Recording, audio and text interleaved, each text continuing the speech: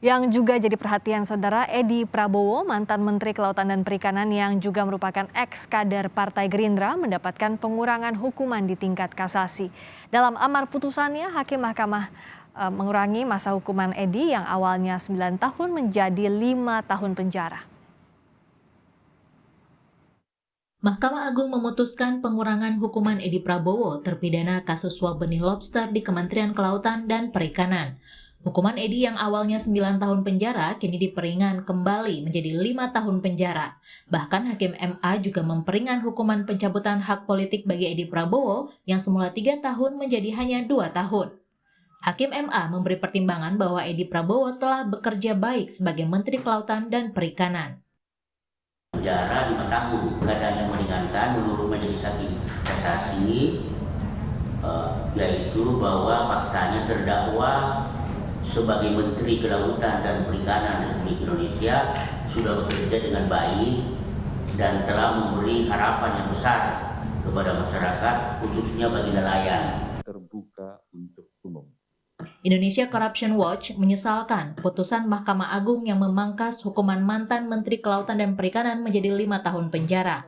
Peneliti ICW, Kurnia Ramadana, menyatakan dasar hakim memangkas hukuman Edi karena Edi menjadi menteri yang baik tidak tercermin dari vonis hakim. Karena sebelumnya, Edi terbukti melakukan suap izin ekspor benih lobster.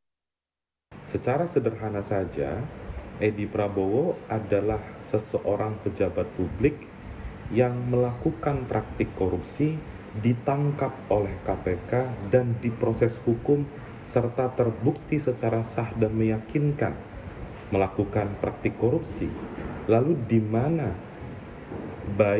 indikator baik yang disampaikan oleh majelis hakim? Selain itu, Mahkamah Agung juga turut mempertimbangkan kebijakan yang dikeluarkan oleh Edi Prabowo itu mensejahterakan masyarakat. Padahal korupsi Edi Prabowo dilakukan di tengah kesengsaraan rakyat tatkala menghadapi wabah pandemi COVID. Hal senada juga disampaikan oleh pakar hukum dan juga mantan hakim Asep Iwan Iriawan yang mengatakan vonis MA tidak tepat. Pejabat publik yang dipidana karena korupsi justru harus diperberat masa hukumannya agar memberi efek jerah. Bukan kurang tidak tepat, ya saya tidak benar menurut saya malah. Karena tidak apa? Benar ya?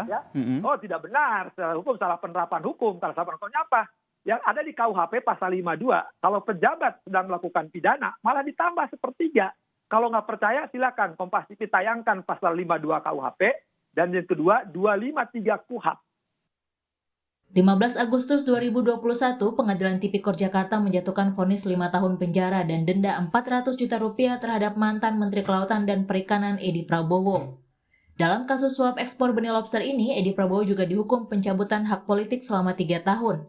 Tak terima dengan vonis hakim saat itu, Edi Prabowo pun mengajukan upaya banding ke Pengadilan Tinggi DKI Jakarta. Di tingkat banding, hakim justru memperberat hukuman bagi Edi Prabowo.